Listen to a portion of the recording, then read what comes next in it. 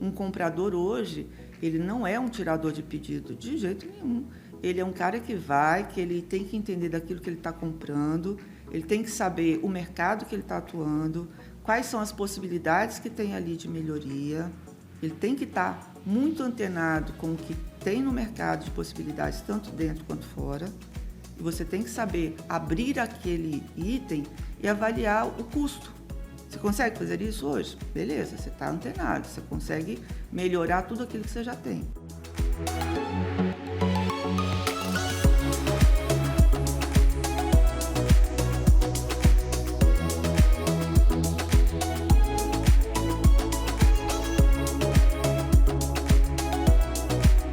Bem-vindos, pessoal, a mais um MEcast. Nós estamos criando uma série de conteúdos sobre mulheres no supply chain. Eu gostaria muito de agradecer a esse primeiro episódio a Lene Silva, gerente de suprimentos da Linha Alimentos. Lene, muito obrigado pela sua participação. Temos alguns assuntos para conversar e trocar figurinhas aqui com você. Bom dia. Queria agradecer em primeiro lugar o convite.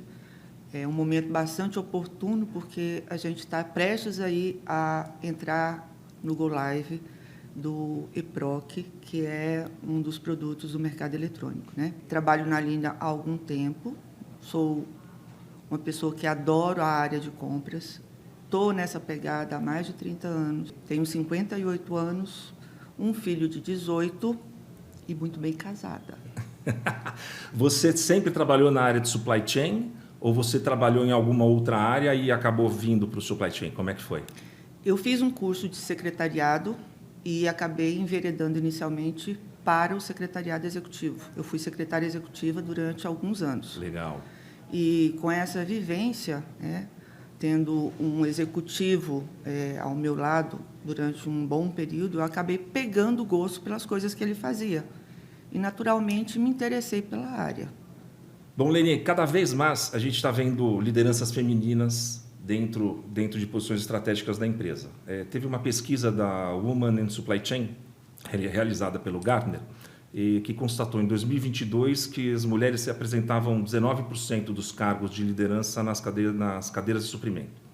Na tua opinião, quais são os maiores desafios para as lideranças femininas assumindo essas posições estratégicas e como é que pode superá-los? A minha experiência específica nesta área não vem de encontro a essa pergunta e essa realidade, porque eu sempre trabalhei na área com muitas mulheres. Hoje, por exemplo, eu tenho 7 pessoas no departamento e somente um homem.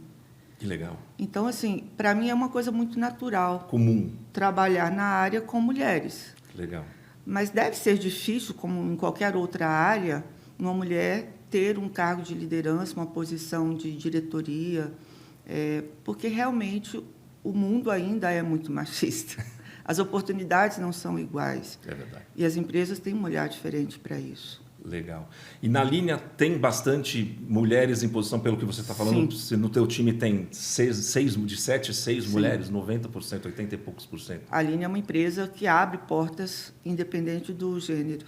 Que legal. Se você for competente, você gostar daquilo que faz e você colocar a mão na massa para dar conta daquilo, sem problema algum.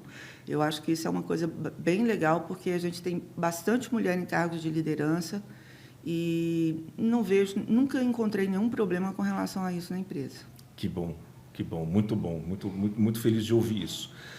Pensando em mentores, né? Eu tive sorte de ter muitos bons mentores, tanto na indústria de TI como suprimentos, e fizeram grande diferença na minha trajetória. Você teve bons mentores?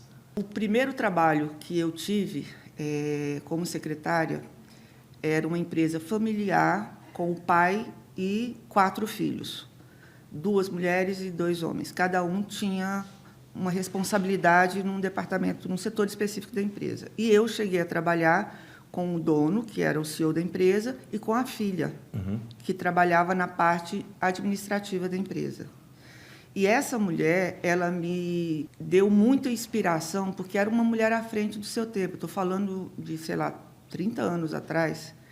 Já era uma mulher que falava várias línguas, que viajava muito. Uma rotina e uma disciplina com relação a horários, com relação às coisas que ela tinha que executar ao longo do dia, que me inspiraram e me ensinaram muito. Então, essa pessoa, ela marcou muito na minha vida, primeiro porque foi o início de carreira, então eu queria muito aprender. E ela sempre estava disposta a me dar algum feedback, a me dar algum toque que, eventualmente, como nova, inexperiente, caberia a qualquer momento. Então, eu estava sempre aberta a escutar, a aprender, e ela disponível para ensinar. Que bom.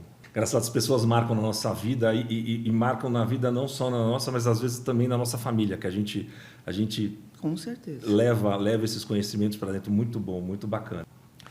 Agora vamos voltar, a gente estava batendo na nossa prévia de conversa aqui nos bastidores, a gente estava falando um pouco dos nossos desafios, né? Então, assim, esse mercado cada vez mais competitivo, os times de compra sempre buscando desafios. E aí os cenários incertos, né? Até uma coisa que eu brinquei, né? Que eu fiz uma colocação, até vou fazer a pergunta que eu fiz de novo lá atrás. Como era negociar na época antes do Plano Real, né? Que a gente comentou com o processo de inflação, aquele problema todo que tem, e comparar o que nós vivemos na pandemia e agora, pós-pandemia. Então, se você conseguir fazer tem uma diferença de tempo aí que ela acaba trazendo uma realidade diferente. Na época, eu estava no início da carreira, né? Eu tinha pouca experiência. Hoje, já mais experiente, eu passei pela pandemia. Mas eu tenho lembrança de como era negociar e como era tentar agilizar tudo para que a coisa acontecesse no mesmo dia. Porque de um dia para o outro, a coisa já tinha outra condição, era um outro preço. Se brincar, você tinha que pagar à vista. Tinha aquele problema de você retirar a mercadoria, tinha aquele problema do estoque, que muitas vezes você não conseguia fazer estoque porque a volatilidade ali das negociações eram intensas. Então, assim, naquela época era complicado? Era, mas eu nunca senti em suprimentos, durante esse período todo que eu trabalho, a pressão que eu tive na época da pandemia. Porque a responsabilidade de você não deixar faltar, entender que aquilo era, sim, um assunto só de suprimentos, ficou muito claro. A pressão era muito alta. E a gente não conseguia sair para outros fornecedores. Por quê? Porque estava todo mundo muito limitado. Eu não conseguia entrar num fornecedor novo porque ele não tinha espaço para me atender. Então, eu tinha que ficar onde eu estava, tinha que tentar negociar da melhor forma possível, porque os fornecedores também recebiam repasses de preço. Estava todo mundo sofrendo o mesmo problema, né? Sofriam com as pressões dos fabricantes, né? É uma cadeia. Um vai passando para o outro aquilo que está acontecendo. Então, nós chegamos em momentos assim, extremamente complicados, onde o fornecedor chegava e falava: Lene, eu não tenho caixa de papelão para colocar o seu produto. Como é que eu faço? Eu posso te entregar isso envolvido num papelão, numa embalagem desse meio tempo aí, para a gente não deixar você sem o produto? Ou, Lene, você consegue guardar essas caixas que eu estou te entregando esse material agora e na próxima entrega eu pego para reutilizar? Beleza, estamos juntos. O que a gente não pode deixar é parar o atendimento e, com isso, a fábrica também. Então, foi um momento extremamente complicado, onde a gente teve que ter estratégias específicas para comprar por um tempo, para um tempo maior, ou seja, maiores estoques, o que ninguém gosta. Sim. Porque você está empatando ali uma grana que poderia ser utilizada para outras coisas. Trabalhamos em conjunto, olhando o que era melhor naquele momento. Comprar um pouco mais, guardar e lá na frente não ter falta. Tentar negociar à vista naquele momento ali, para você não ter um estoque maior, mas ao mesmo tempo não ficar sem. Foi realmente um desafio. E eu acho que, para mim, mais impactante do que lá atrás. Foi pior, né? Foi pior. Eu estava pensando aqui, vocês têm bastante coisa importada, né? Que vocês importaram. Como é que foi essa parte de importação? Porque agora que eu estou fazendo a pergunta, eu não estou lembrando se que para a gente poder sair, as fronteiras foram fechadas. Para a importação também foi fechado? Tivemos alguns momentos que sim, tiveram alguns momentos que eles não conseguiam disponibilizar, a gente não conseguia fazer aquela captura da mercadoria, ficamos em alguns momentos sem saber para onde ir. E aí o que a gente precisava resolver e não conseguia lá fora, a gente procurava internamente. E aí, achar um fornecedor aqui no Brasil, desenvolver fornecedor. é aquela história. Você não conseguia colocar programações porque os próprios distribuidores, às vezes, não conseguiam ter aquele estoque para atender. Então, não dava para fechar. O preço também tinha uma variação muito grande, né? A oscilação era enorme. Então, a gente, assim, trabalhava com as possibilidades de importação direta e, ao mesmo tempo, mercado local. Às vezes se pagava mais caro. Não tem. Mas o que é mais caro de não ter o produto? É verdade. A conta é essa. Você vai ficar sem ou você vai pagar um pouco mais? Tá certo. Aí pensando então, né, nessa parte de inovação, teve uma pesquisa recente da ACE Startups e eles falaram que a prioridade das empresas é 85% das empresas é da parte de inovação, né? E aí como é que você vem implementando e provendo uma cultura de inovação no time da linha? Novidade tem todo dia. A gente, às vezes, não consegue acompanhar a velocidade que isso vem. A linha, desde novembro de 2021, já tinha claramente a possibilidade de melhorar a estrutura de pessoas. Já entendia que isso era uma necessidade de pessoas, sistema e ferramentas. Então, nós começamos em 16 de novembro de 21, contratando a PG para nos dar uma assessoria eficiente ali com relação a isso.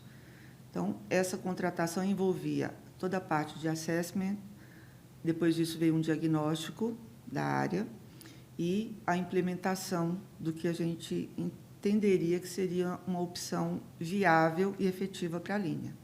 Então, assim, a gente está, desde esse momento aí, tendo a necessidade, cada vez mais, de colocar novidades para o time, dar treinamentos, acompanhar o mercado como um todo. A PG tem ajudado muito nisso, porque é uma empresa que nos deu uma visão muito estratégica. Legal. De como o mercado atua, principalmente na área de supply chain. E eu acho que todos que estão participando desse projeto estão se beneficiando, até profissionalmente. Sim. Porque isso, daqui a pouco, vão ter cursos específicos, a gente vai participar de coisas que até então a linha não tinha. E daqui a pouco a gente vai estar um time muito melhor profissionalmente, mais capacitado, está negociando aí em outros níveis. Estrategicamente falando, a gente vai dar um salto. Então, eu acho assim, que uma coisa acaba puxando a outra e a gente, com isso, vai tendo uma equipe muito mais colaborativa e eficaz no dia a dia. Legal. Bacana. Eu acho que essa preocupação que vocês estão tendo com relação ao projeto, a gente está acompanhando isso no dia a dia, é uma coisa muito legal, bacana, faz a diferença, né? Entrar sabendo quais são os gaps, o que você precisa resolver. Então, trabalhar nessa previsibilidade da mudança, né, e se adaptar ao que vai mudar, porque vai mudar o processo de negociação, mudança de compras, e acaba mudando mesmo, né? Não dá para fazer da mesma maneira que você fazia atrás. Com certeza. E aí, pensando, porque o mercado de supply chain ainda é um mercado muito, muito cru, falta ainda bastante escolas de negócios. Eu vejo isso. A gente tem, né, o Embrasc é um parceiro, inclusive parceiro do mercado eletrônico, que dá cursos, mas a gente vê poucas empresas. E aí, como é que você faz isso com o teu time, né? Quando você traz uma pessoa nova, como é que pensa nessa formação? Como é que faz isso no dia a dia? No dia a dia ou tem alguma... Faz parte do projeto esses treinamentos. Então, a gente, depois do assessment, veio o diagnóstico. Algumas pessoas foram trocadas, porque durante o processo aí não se encaixou. Não se adaptam. Também não tinha o perfil que a gente percebeu que precisava. E outras que continuaram, já estão se adequando àquilo que a gente contempla, né, no projeto como um todo. E, após a implementação, nós já temos aí uma sequência de cursos que a gente já contratou junto à PG. Que legal. Strategic Sourcing, negociação. Precisa tudo isso. Aqueles cursos que a gente sabe que hoje não tem mais como fugir deles. Legal. Faz parte da vida de um comprador que quer chegar lá. Sim. Que quer trazer melhores condições de negociação, resultados e valor agregado. Eu acho que, no final, é isso que a gente tem que entender. Um comprador hoje, ele não é um tirador de pedido, de jeito nenhum. Ele é um cara que ele tem que entender daquilo que ele está comprando, ele tem que saber o mercado que ele está atuando, quais são as possibilidades que tem ali de melhoria. Ele tem que estar muito antenado com o que tem no mercado de possibilidades, tanto dentro quanto fora. E você tem que saber abrir aquele item e avaliar o custo. Você consegue fazer isso hoje? Beleza, você está antenado, você consegue melhorar tudo aquilo que você já tem. Então, assim, dentro desse projeto, nós já temos contemplado vários cursos para colocar um ponto final nesse projeto de uma forma assim brilhante. Que legal. É bom isso, né? Eu dou um exemplo no dia a dia, que assim, todo mundo compra, né? Se você for pensar, todo mundo... Aliás, atrapalha mais do que tudo, né? Todo mundo acha que compra, né? Todo mundo acha que compra muito bem, né? Então, esse é um problema. Eu lembro que quando eu trabalhava no mercado de TI, chegava na segunda-feira de manhã, sempre vinha alguém com um jornal, o Estadão, com a Folha, com a propaganda do computador, que era um computador diferente, mas era mais barato. Eu falava, por que nós estamos... Né, eu compro melhor que a turma de compra. O pessoal de compra sempre sofreu muito com isso. E continua até hoje, né? Continua sofrendo até hoje. Eles acham que é fácil comprar. Qualquer um pode fazer isso. É verdade. Bom, pegando aqui, então, qual conselho que você dá, né, para outros profissionais que estão almejando construir uma carreira duradoura aí no setor de suprimentos? Bom, eu acho que a melhoria, né, contínua, você não pode nunca querer deixar de aprender e achar que você já domina tudo. Ninguém domina tudo. Sempre tem alguém melhor que você, sempre tem uma novidade no mercado. Você nunca pode deixar de ser aquela pessoa curiosa, estar sempre procurando novidades, tentando melhorar a sua negociação, abrindo o seu olhar para outros fornecedores, acompanhar a performance daquele fornecedor. Isso é importantíssimo, né? Olhar, saber se ele está entregando certo, se o OTIF está... Essa coisa toda. Muitas empresas não fazem isso, né? Fecha o contrato, solta para a turma consumir o contrato, mas não acompanha, não faz esse acompanhamento. Eu acho isso super importante. Inclusive, faz parte do pacote, que é a parte de homologação e avaliação de fornecedores. Perfeito. E aí a gente está querendo, aí, depois que fizer toda essa implementação, chegar naquele fornecedor top 10, e a gente sabe que ali tem futuro, que você pode investir, que é uma coisa sólida. Você tem uma previsibilidade, porque você acompanhou durante um ano todo todas as entregas. Uhum. Então, você está ali em contato, ele está te dando um feedback de mercado, que eu acho que é uma coisa super importante. Então, assim, você nunca pode deixar de estar em contato com seus fornecedores. Você nunca pode deixar de querer aprender coisas novas e estar sempre procurando. A curiosidade, eu acho que é um ponto super importante para aquele comprador que quer se dar bem nessa vasta caminhada. Não, e é uma coisa, né, que você deixa de olhar o fornecedor como... Você começa a olhar o fornecedor como um parceiro de negócio teu, né? Tem que ser. Dependendo do negócio, às vezes você tem que entrar na solução, dentro da planta dele, para às vezes otimizar algum tipo de processo para ter benefício na compra, reduzir o valor. A gente tem muito cliente que acaba atuando com os fornecedores nesse nível também, entrando...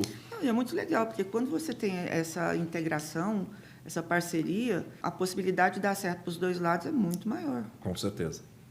E aí você tem um parceiro realmente. Né? É verdade, eu falo na alegria e na tristeza, né? Que a gente... Exatamente, porque, principalmente na tristeza, se você não tiver ele...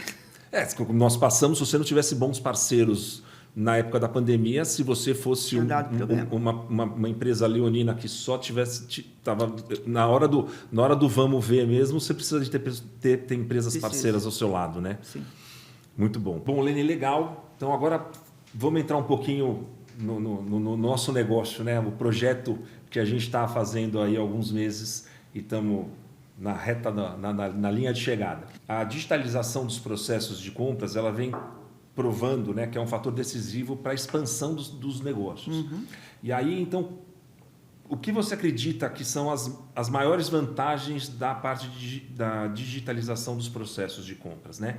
E aí, como é que você vê como plataformas como o mercado eletrônico podem ajudar vocês no dia a dia? Essa pergunta, eu acho que ela é bastante profunda. Eu andei lendo bastante sobre o tema e até pontuei algumas coisas aqui que eu acho que são super importantes. Eu acredito que, através da plataforma do mercado eletrônico, A gente procura maior transparência e agilidade nos processos de compras, desde a solicitação até o pagamento. Redução de erros e retrabalhos, porque o nosso tempo é valioso. A gente não pode ficar perdendo tempo como a gente faz hoje. Quando você tem as informações registradas eletronicamente, podem ser acessadas de forma rápida e precisa, tudo muda. Uhum.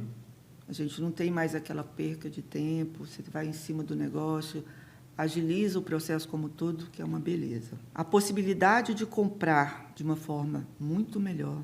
A gente tem informações, a gente tem histórico, a gente tem o comparativo, a gente faz a melhor escolha. Isso, para mim... O mapa comparativo num clique, né? Você consegue trazer... Você tem histórico, se você tiver dúvida, você volta e fala, mas há 2 meses atrás eu comprei isso, o preço era tanto. O que eu tinha de opção lá atrás? Eu tenho tudo mapeado, eu tenho um histórico ali, que a qualquer momento eu posso acessar e tirar minha dúvida. E, se for o caso, eu volto ao mercado, faço nova solicitação, recebo novas informações e consigo fazer a melhor opção e a melhor compra. Eu acho que isso assim, é maravilhoso. Essa parte da automatização de tarefas rotineiras, ela acaba também disponibilizando que o seu comprador consiga trabalhar outras coisas, outras frentes e ser mais estratégico. Que hoje é a opção para ganhar o jogo, Exatamente. Né? Não tem muito o que pensar. Você precisa ter tempo para avaliar o que você tem no mercado, pesquisar tudo aquilo que envolve aquela negociação e ser estratégico. E eu acho que com essa ajuda do mercado eletrônico, a gente vai evoluir muito. Que legal. Eu acho que também um dos pontos acho que é muito bacana é essa parte colaborativa, né? Quando você fala de avaliação do fornecedor, a gente tem muito problema que você compra aqui, pensando em empresas que têm algumas plantas espalhadas pelo Brasil. Você, às vezes, faz a negociação em São Paulo, o cara entrega em Manaus, no Sul, e você não está na ponta vendo o que ele está entregando, se ele está entregando um serviço coerente com o que você comprou, com o que você negociou, com o que você fez. No entanto, você acompanha. E você consegue acompanhar com a ferramenta, você consegue... Entrega pontual, houve alguma avaria, atrasou a entrega, a nota fiscal veio de acordo com o preço negociado. Tudo que você coloca ali no pedido, você acompanha em tempo real. Você acompanha. E você vai fazendo isso mês a mês. Chega no final do ano, se você quiser, a cada 6 meses, vai depender de você, você consegue avaliar o fornecedor. Muito bom, né? Não, maravilhoso. E está lá, né? Está na tela, você não consegue... Tudo registrado. Não precisa ligar para ninguém para falar, preenche para mim aí. Nossa, às vezes a gente precisava montar um relatório que as informações estavam espalhadas. O tempo que se perdia para pegar essas informações, colocar numa planilha de Excel, e nem sempre vinha da melhor maneira. Era questionável se aquilo ali estava correto. Então, assim, se você tem a informação dessa maneira, uma das coisas que eu acho legal é quando você trabalha com o processo de procurement, você começa a tirar as informações da cabeça das pessoas e trazer para dentro da plataforma. E aí todo mundo consegue enxergar o porquê que se deu aquela tomada de decisão, porquê que foram para aquele caminho A, B ou C. Então, isso é muito legal, porque às vezes tem muita coisa na cabeça do usuário, está lá na ponta, ele fazendo a sua negociação, guardando todas as informações no seu computador, aí ele vai embora, apaga o HD. E a transparência, né? Com o compliance... Isso, para mim, não tem preço, porque se tiver que procurar e-mail de negociação, porque nem sempre você consegue anexar o documento naquele pedido. O tempo que se gasta para fazer certas coisas hoje, da forma que a gente trabalha, é inconcebível. Não, uma auditoria, né? O auditor me dá esse e-mail que comprova que você fez a negociação.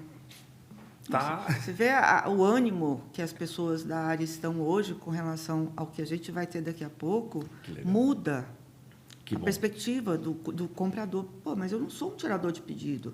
Eu sou um cara que tem que negociar e trazer resultado. Muito bom. Então, você coloca as pessoas num outro nível. A expectativa é muito interessante. Que bom, que bom. E quais os fatores que você considerou para optar pelo mercado eletrônico, para a digitalização dos seus processos?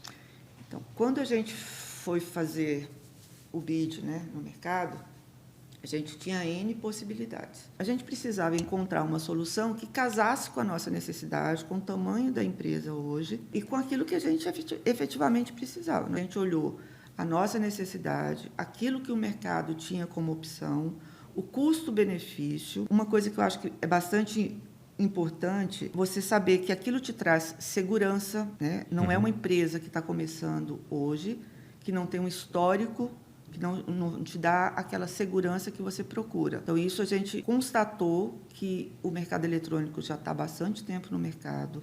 Várias empresas grandes, consolidadas, já trabalham com ele. Então, isso nos deu uma segurança maior também. Era uma coisa que a gente procurava bastante. A capacidade de integração, porque, querendo ou não, fatalmente ia chegar nesse ponto. Não dá para trabalhar standalone, tem que estar integrado. Tem que estar integrado. A gente queria colocar um Serasa no processo, a gente queria colocar uma empresa de assinatura digital. Perfeito. A gente queria falar em tempo real com o nosso Proteus. Então, assim, essa coisa de fazer isso acontecer também foi um fator decisivo. O custo-benefício, muito interessante. Que bom. E a gente sentiu segurança, né? Todas as vezes que a gente foi e voltou, teve um respaldo, teve um ponto ali que você falava, não, essa empresa vai dar certo, a gente consegue contar com eles na hora que der algum problema. A gente vai terminar, vai fazer a implantação, depois a gente vai ter uma estrutura à parte para nos auxiliar, tanto para os nossos clientes internos, quanto para os compradores e os próprios fornecedores, porque alguns não trabalham com o mercado eletrônico. E a gente vai ter esse suporte extra para nos ajudar, porque é um ponto importante. Não adianta eu querer fazer da melhor maneira possível sem contemplar os meus clientes internos, os meus stakeholders, porque isso em algum momento vai dar um problema. É verdade. Se eu tenho esse suporte, eu acho que fecha, digamos assim, tudo aquilo que a gente precisava encontrar numa empresa. Que bom. Fico contente de ouvir. Como é que está o processo? A gente já falou algumas vezes, mas como é que está o processo de implementação da plataforma do ME e aí as expectativas com o nosso projeto, o que você espera? Olha, a gente está aí tentando fechar o processo e ter um go live até o dia 31 desse mês. Legal. É uma correria? É uma correria. Mas é uma correria gostosa. Por quê? Porque a gente está num momento de evolução, de crescimento, de melhoria, de organização de processos. As pessoas estão bastante animadas, principalmente da minha área, com essa possibilidade de sair daquela coisa extremamente manual para passar por um negócio completamente diferente, né? A gente está mudando de fases aí. Então, a expectativa é a melhor possível. Que legal. E a coisa está se desenhando para a gente conseguir fazer o Go Live até o dia 31 do EPROC. O CLM, que é o módulo de contratos, a gente está falando em fazer amanhã, que é dia 16. Legal, bacana. Já está E aí vão ficar faltando 2 módulos, né? Sim. Que é a parte de fornecedor, a parte de qualificação e depois a parte de acompanhamento, digamos assim. Mas tem uma coisa interessante aí que eu acho que é até importante falar. No início, o projeto era para a área de suprimentos, mas aí a gente entendeu, quando foi fazer toda a parte de assessment, abrindo todas as áreas, porque suprimentos fala com todos os departamentos. Sim. Não tem como. Não tem como. A gente foi mapeando todos os gaps. Nós tentamos colocar um módulo de contrato, mas não deu certo. E aí a gente começou a pensar, se a gente vai pegar o EPROC, por que a gente não pode avaliar um módulo de contrato? E já era uma coisa muito necessária, que a gente precisava já ter. Acabamos entendendo que era o momento que a gente poderia agregar. E depois vieram as outras coisas que a gente falou, bom, se a gente já chegou até aqui, por que a gente não contempla a parte de fornecedor, que é tão importante para a gente? Line, antes de então terminar essa conversa bastante enriquecedora, queria fazer uma pergunta. Como é que você pensa aí no futuro? Como é que você enxerga o supply chain daqui a uns anos? As perguntas difíceis, as perguntas super simples, né? Não, são difíceis, mas eu acho que faz parte da realidade, né? A gente está num momento aí que eu me deparei esses dias pensando, gente, eu já vou fazer quase 60 anos, eu não vi o tempo passando. Passa assim, né? Eu estou com 48, passa muito rápido. E é uma realidade, né? Só vê o tempo passando quem não foi, quem não partiu dessa para melhor. Então, assim, hoje a gente tem uma realidade que, há algum tempo atrás, a gente não contemplava. É verdade. Né? O que vem pela frente, muito provavelmente, a tecnologia vai dominar amplamente. Até que ponto que essa tecnologia toda vai nos ajudar ou, em algum momento, isso vai ser questionável, não sei. Mas espero que ela colabore muito mais para que as coisas evoluam, que a gente tenha novas possibilidades, alternativas, que as respostas venham de uma forma mais rápida, e que isso ajude, né, as empresas a conseguirem finalizar suas metas anuais, coisa que hoje a gente está percebendo que não está conseguindo. Não por falta de tecnologia, mas isso é real, né? A gente precisa agregar valor e a tecnologia é uma ferramenta, é uma coisa super importante hoje. Eu acho que isso não vai mudar. A tendência é que ela continue nos ajudando de uma forma efetiva. Que bom, que bom. Bom, pessoal, estamos chegando ao final de mais um episódio. Lene, agradeço muito a sua participação, seu tempo e aí essa aula que você deu de conhecimento para a gente, de experiência de vida. Experiência, muita experiência. Experiência de vida, de mercado profissional. Sim. Obrigado mesmo, Lene. Obrigado pela participação. Imagina, foi um prazer.